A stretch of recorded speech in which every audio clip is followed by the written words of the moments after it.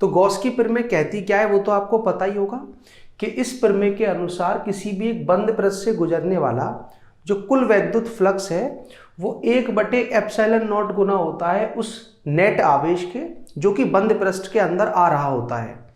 अब इस गॉस की प्रमेय पर आधारित हमसे किस तरह के आंकिक प्रश्न पूछे जा सकते हैं, चलिए वो हम देखते हैं। तो पहला जो आंकिक प्रश्न मैंने लिया है वो कुछ इस तरह से है कि 2 माइक्रोकूलाम का एक बिंदु आवेश 9 सेंटीमीटर वाले एक घनाकार पृष्ठ के केंद्र पर रखा है, तो पृष्ठ से गुजरने वाला कुल वैद्युत फ्लक्स क्या होगा। देखो आपको आवेश के बारे में इंफॉर्मेशन दी गई कि इस घनाकार पृष्ठ के अंदर जो आवेश रखा है वो है 2 माइक्रोकूलाम का। तो पहली बात तो हमें आवेश को कूलाम में डालना है और फिर उसको डिवाइड करना है ε0 से, जिसका वैल्यू फिक्स है 8.85 गुणा 10⁻12। 10⁻12 ऊपर जाएगा +12 हो जाएगा। +12 में से अगर आप 6 घटाओगे 10⁻6 बचेगा, जिसको आप ऐसे भी लिख सकते हो 10 गुणा 10⁻5 और 10 का गुणा अगर आप 2 से कर दोगे तो 20 और इसके बटे में कितना 8.85। इसको जब आप इससे डिवाइड करोगे 20 को तो आंसर आएगा 2.26 गुणा 10⁻5 न्यूटन मीटर स्क्वायर प्रति कूलम। आप यहाँ से एक चीज़ देख पा रहे होगे, क्योंकि पृष्ठ के अंदर उपस्थित आवेश एक धनावेश है तो उससे गुजरने वाला जो वैद्युत फ्लक्स है वो भी धनात्मक आ रहा है। तो आपको ध्यान क्या रखना है कि किसी भी पृष्ठ से गुजरने वाला अगर कुल फ्लक्स धनात्मक आता है तो पृष्ठ के अंदर कोई धनावेश है, और अगर फ्लक्स ऋणात्मक आता है तो पृष्ठ के अंदर कोई ऋणावेश है। अब एक और चीज जो आपको देखनी है, मान लो मैं इस आवेश को घनाकार पृष्ठ के केंद्र पर ना रख करके कहीं और रख देता तो क्या फ्लक्स में कोई बदलाव आता, तो आंसर है नहीं। कि अगर आप घनाकार पृष्ठ के अंदर कहीं भी आवेश को रख दो, आवेश से जो वैद्युत बल रेखाएं निकलनी वो तो वही रहने वाली है ना, और वो उसी घनाकार पृष्ठ से गुजरेंगी। बस ये होगा कि किसी दीवार से ज्यादा वैद्युत बल रेखाएं पास होंगी, किसी से कम। अगर मैं आपसे ये पूछूं कि घनाकार पृष्ठ जिन 6 तलों से मिलकर के बनाए उसमें से एक तल से कितना फ्लक्स पास होगा, मतलब एक दीवार से कितना फ्लक्स पास होगा, तो अगर आवेश केंद्र पर स्थित है तो ये जो फ्लक्स है वो 6 की 6 दीवारों से बराबर बराबर पास होगा। तो एक के हिस्से में कितना आएगा 2.26 गुणा 10⁻5 बटे कितना 6। अगर आप एक 10 को यहाँ ले लोगे तो 22.6 आ जाएगा, 6×3 = 18, 4 बचेगा और 6×7 = 42, तो 3.7 × 10⁻⁴ न्यूटन मीटर स्क्वायर प्रति कूलम। ये फ्लक्स पास होगा किससे, एक दीवार से। कब, जब आवेश घनाकार पृष्ठ के केंद्र पर उपस्थित है। अगर केंद्र से हटा दिया तो फिर एक पृष्ठ से बराबर पास नहीं होगा, फिर किसी से कम हो जाएगा, किसी से ज्यादा होगा। अब देखो दूसरा सवाल किस तरह से है कि एक 10 सेंटीमीटर त्रिज्या वाला हमारे पास एक गोलीय स्फेरिकल पृष्ठ है जिससे गुजरने वाला जो वैद्युत फ्लक्स है वो इतना है -1 × 10⁻³ न्यूटन मीटर स्क्वायर प्रति कूलम। कब, जब आपका आवेश केंद्र पर उपस्थित हो। तो पहला सवाल क्या पूछा गया, यदि गॉसियन पृष्ठ की त्रिज्या को 2 गुना कर दिया जाए तो फिर कितना वैद्युत फ्लक्स गुजरेगा या पास होगा। तो देखो आवेश अगर पृष्ठ के अंदर वही है तो चाहो तो आप त्रिज्या को बढ़ा दो, चाहो आप त्रिज्या को घटा दो। अगर आवेश पूरी तरह से बंद है तो फ्लक्स में तो कोई बदलाव नहीं आने वाला है, वो अभी भी कितना होगा -1 × 10⁻³ न्यूटन मीटर स्क्वायर प्रति कूलम। चाहे आप 20 कर लो, चाहे आप 5 कर लो। दूसरे पार्ट में क्या पूछा गया है कि केंद्र पर उपस्थित बिंदु आवेश होगा कितना। अब देखो आपको यहाँ नेट फ्लक्स बता रखा है पृष्ठ से गुजरने वाला, अब आपसे क्या पूछा गया है, आवेश। तो अगर आपको आवेश निकालना है तो क्या करें, ε0 का नेट फ्लक्स से क्या कर दें, मल्टीप्लाई, आंसर निकल आएगा। तो केंद्र पर उपस्थित आवेश होगा कितना, नेट फ्लक्स से -1 × 10⁻³ ε0 होता है 8.85 गुणा 10⁻12, तो आंसर आ जाएगा -8.85 गुणा 10⁻9, और आवेश का मात्रक क्या होता है, कूलम। इसको मैं ऐसे भी लिख सकता हूँ -8.85 नैनो कूलम, 10⁻9 को हम नैनो भी कहते हैं। अब एक और चीज जो आपको ध्यान रखनी है, जैसा कि हमें यहाँ बता दिया गया था शुरुआत में ही कि इस गोलीय पृष्ठ से पास होने वाला वैद्युत फ्लक्स ऋणात्मक है, तो आप ये समझ जाएं कि इस पृष्ठ के अंदर कोई ऋणावेश रखा है। समझ आई बात। चलिए अब अगले आंकिक प्रश्न की तरफ पढ़ते हैं। तो अगला आंकिक प्रश्न कुछ इस तरह से है, यदि किसी पृष्ठ से गुजरने वाला कुल वैद्युत फ्लक्स 0 या 0 है तो क्या हम ये कह सकते हैं कि पृष्ठ के अंदर कोई आवेश नहीं है।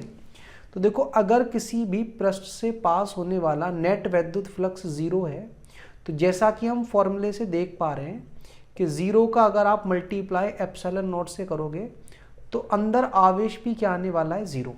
अब देखो ऐसा हो तो सकता है कि उसके अंदर आवेश हो ही ना, लेकिन दूसरी संभावना ये भी है कि उस पृष्ठ के अंदर आवेश तो हैं और एक नहीं कई सारे हैं, लेकिन जितना धनावेश है उतना ही ऋणावेश है। तो ये जो नेट आवेश है वो कितना आ रहा है 0। तो ध्यान रहे कि नेट फ्लक्स अगर 0 आ रहा है तो दो संभावनाएं वहां पर जनरेट होती हैं, या तो अंदर कोई आवेश है ही नहीं, या फिर जितना धनावेश है उतना ही ऋणावेश है। तो नेट वैद्युत फ्लक्स या नेट आवेश कितना आ रहा है 0।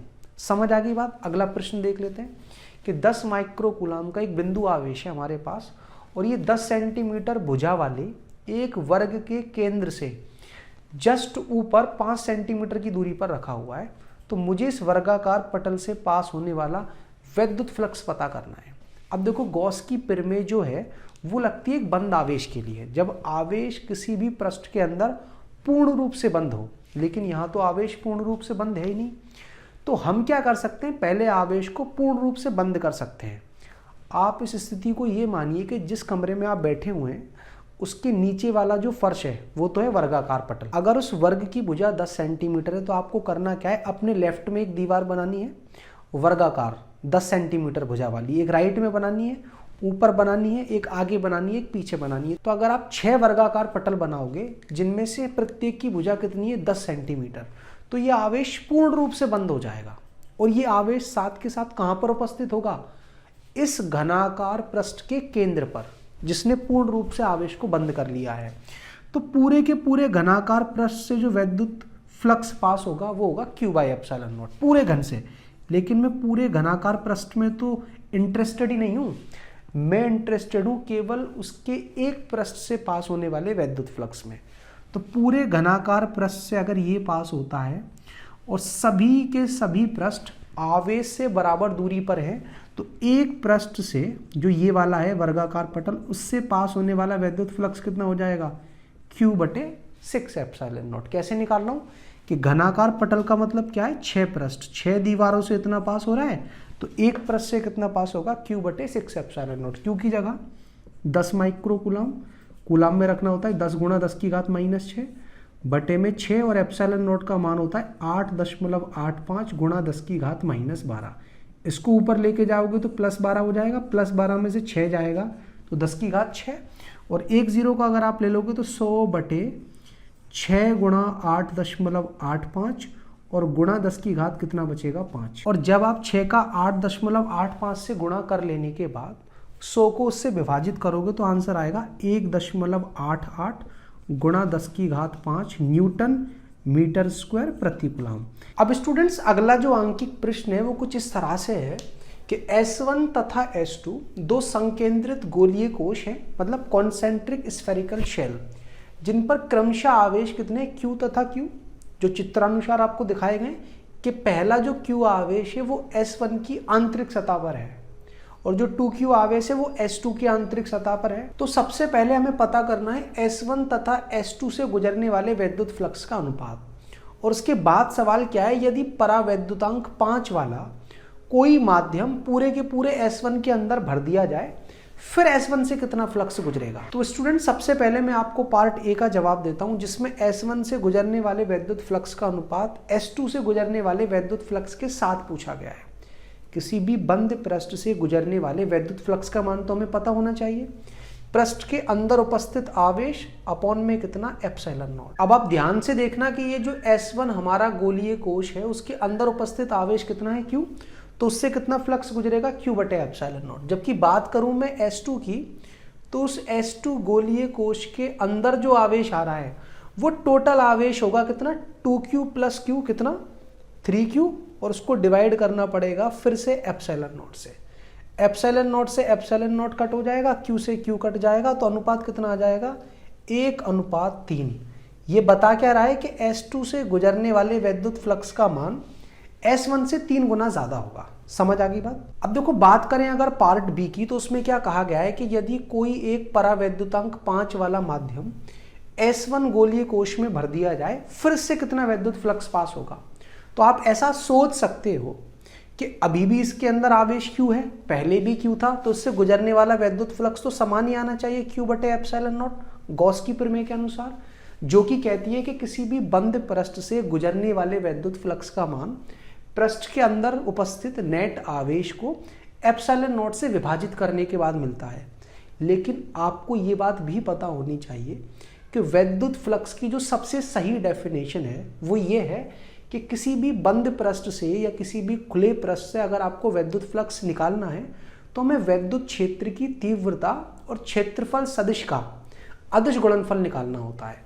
बंद पृष्ठ में ये गुणनफल हमें पूरे के पूरे बंद पृष्ठ के लिए निकालना होता है। तो अगर कोई परावैद्युतांक वाला माध्यम किसी भी एक बंद पृष्ठ के अंदर पूरी तरह से भर दिया जाए कि वो आवेश को चारों तरफ से बंद कर ले, तो होता क्या है कि अब जो नया वैद्युत क्षेत्र है वो पहले वाले वैद्युत क्षेत्र E को K से डिवाइड करने के बाद मिलता है। मतलब अब नया वैद्युत क्षेत्र का मान पहले वाले वैद्युत क्षेत्र से कम होता है, जिसकी वजह से वैद्युत फ्लक्स का मान भी कम हो जाता है। अब ये कह सकते हो कि वो Q बटे एप्सिलॉन नॉट ना होकर के Q बटे K एप्सिलॉन नॉट होता है। तो पहले S1 जो गोलीय कोश था उससे गुजरने वाला वैद्युत फ्लक्स कितना था? Q बटे एप्सिलॉन नॉट। अगर परावैद्युतांक 5 वाला अगर आपने माध्यम भर दिया तो उसी S1 गोलीय कोश से जो फ्लक्स गुजरेगा 5 गुना कम होगा। अब देखिए हमें ये तो पता लग गया कि किसी भी एक पूर्ण रूप से बंद पृष्ठ से गुजरने वाले या फिर आंशिक रूप से बंद पृष्ठ से गुजरने वाले वैद्युत फ्लक्स का मान Q बटे एप्सिलॉन नॉट का प्रयोग करके किस तरह से निकालते हैं।